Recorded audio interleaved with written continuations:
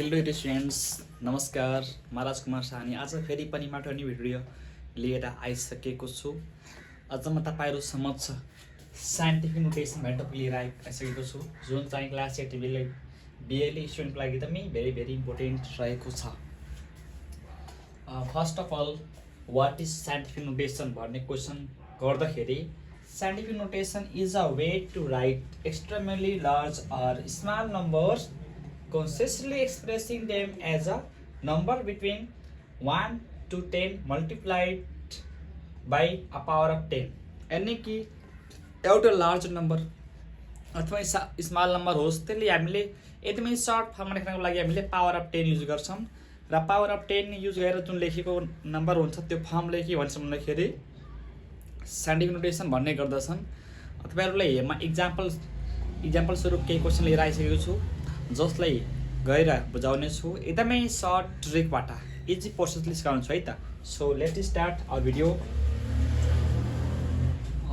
हामीसँग एउटा क्वेसन रहेको छ यहाँ, let express the following numbers in scientific notation. अब हामीले साइन्टिफिक नोटेसनमा कुनै पनि नम्बरले लेख्नको लागि यस्ता यहाँ मैले लेखेको स्टेपहरू फलो गर्नुपर्छ। Write all number without zero, put a point after first number, count all numbers without first number। यानी कि हामीले काउन्ट गर्ने सबैतिर फर्स्ट नम्बरलाई छोडेर, एन्ड मल्टिप्लाइड बाई 10 हामीले राख्नुपर्छ। Then put the power in 10। Power हामीले 10मा हामीले केही पावर पुट गर्नु पर्ने हुन्छ। सो तपाईँहरूले यहाँ मैले क्वेसन बुझाउन चाहन्छु। हामीसँग नम्बर के रहेको छ 324 0 0 0 0 0 0 0 होइन। नम्बर त लास्टै ठुलो छ, अहिले हामीले सानो गर्नु पर्यो होइन। सबभन्दा पहिला तपाईँहरूले हेर्नुहोस् नम्बर यहाँ कहाँसम्म रहेको छ। जिरोले हेर्नु भएन, जिरोले छोडिदिनुहोस्। हेर्ने कसलाई हो, यो नम्बरले हेर्ने। नम्बर के रहेको छ 3 2 4। यहाँ पनि हेर्नुहोस् नम्बर कहाँसम्म रहेको छ 6 1 2 0 5। अनि माथि हेर्नुहोस् त सीमा नम्बर के रहेको छ 2 0 1 2।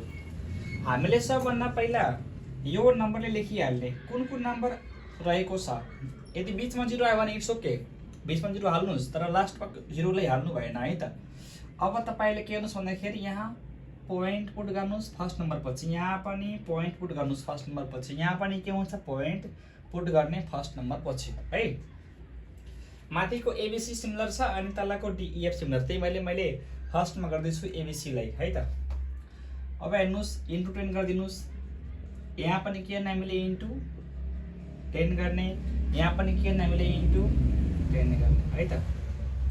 अब हेर्नुपर्ने कुरा है त, हामीले के लास्ट सिस्टममा पुट द पावर, यानि कि पावर पुट गर्नु पर्यो। हेर्नुहोस् मैले काउन्ट गर्छु फर्स्ट नम्बरलाई छोडेर, यसले मैले 3 लाई छोडिदिएँ, बाँकी लास्टमा काउन्ट गर्छु है। 1 2 3 4 5 6 7 8 9। कतिवटा जम्मा नम्बर रहेको छ हामीसँग 9 है। अब हेर्नुहोस् फर्स्ट नम्बर यो 6 हो, 6 ले मा काउन्ट गर्दैन, बाँकी सब गर्दैछु काउन्ट 1 2 3 4 5 6 7 8 9 10 11 12। कति नम्बर जम्मा रहेको छ 12 है त। अब यहाँ पनि हेर्नुहोस् फर्स्ट नम्बर 2 हो, 2 ले मा काउन्ट गर्दिनँ, काउन्ट मैले कसले गर्ने हो यो यहाँको नम्बरलाई, यो पछाडिको है। हेर्नुहोस् त 2 ले मैले काउन्ट गरेन, 0 छ भने 1 2 3 4 5 6 7। कति नम्बर रहेको छ 7 हो। हामीले यही प्रोसेसले क्वेसनले सल्भ गर्नुपर्ने हुन्छ।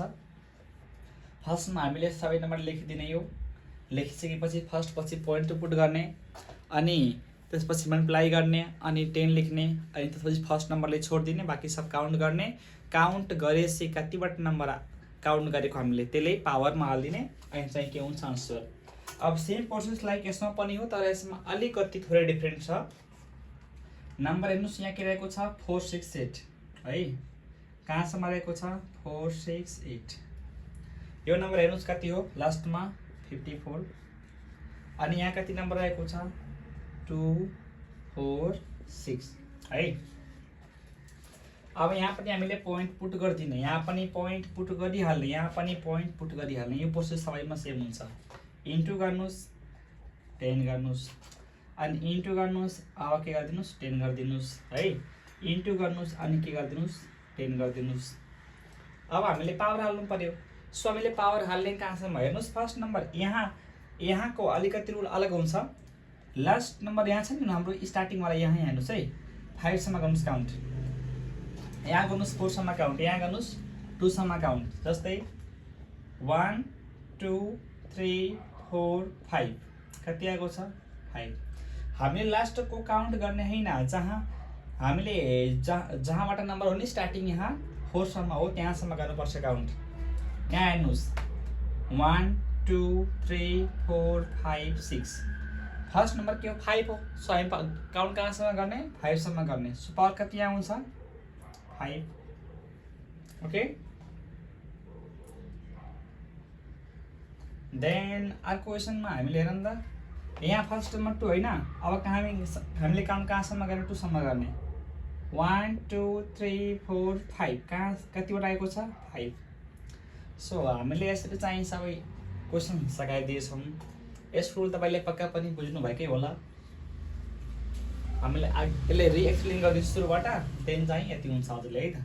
सो हामीसँग जम्मा फर्स्टमा नम्बर छ भने के गर्ने, नम्बरले लेखिदिने। यहाँ पनि मैले लेखिदिएँ नम्बरलाई, यहाँ पनि लेखिदिएँ नम्बरलाई। अनि के गर्ने फर्स्ट पछि पोइन्ट पुट गर्ने, एमा पोइन्ट पुट गर्ने, बीमा पनि पोइन्ट पुट गरिदिएँ मैले, सीमा पनि पुट गरिदिएछु होइन। अनि इन्टु गर्ने इन्टु गर्ने इन्टु गर्ने। पावरका अब बेसमा हामीले के हाल्नु पऱ्यो, यहाँ 10 हाल्नु पऱ्यो, यहाँ पनि 10, यहाँ पनि 10। अब हामीले गर्ने के फर्स्टलाई छोडिदिने 3 लाई, बाँकी 2 बाट सब गरिदिनुहोस् काउन्ट, कति आउँछ 9। अनि फर्स्ट नम्बर 6 हो, यसले काउन्ट नगर्नुहोस्, बाँकी 1 देखि सब गरिदिनुहोस् काउन्ट। अनि फर्स्ट नम्बर 2 यसले काउन्ट नगर्नुहोस्, लास्टको सब काउन्ट गरिदिनुहोस् होइन।